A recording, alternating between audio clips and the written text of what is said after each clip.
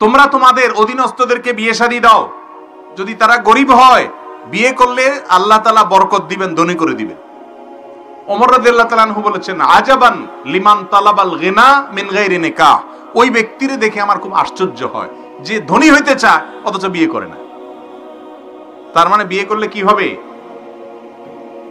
আর আমাদের দেশে এখন অভিভাবকরা সবাই ছেলে মেয়েকে বিয়ে দেয় না, কয় আগে নিজের পায়ে দাঁড়া।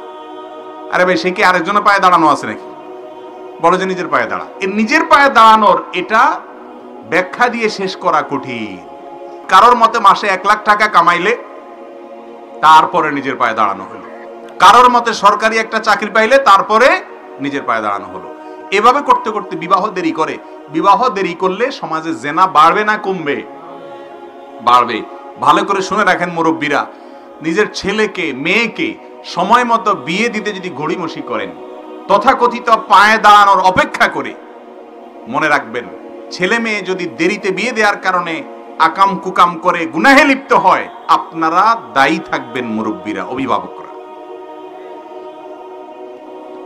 অতএব বিয়ে বিলম্ব করবেন না, বিয়েকে সহজ করুন, জেনার পথ বন্ধ হবে।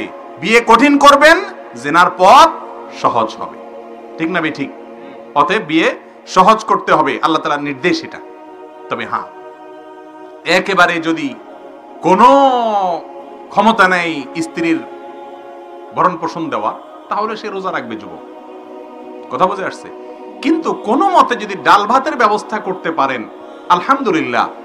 অনেক মেয়ে আছে যারা কোন রকম বেঁচে থাকার উপায় পেলে তারা খুশি, আলহামদুলিল্লাহ। খুঁজে সেরকম দিনদার মেয়ে বের করবেন এবং অল্প উপার্জনে আল্লাহ তাআলা বারাকা দিবেন ইনশাআল্লাহ। এই জন্য বিয়ে দেরি করা উচিত না।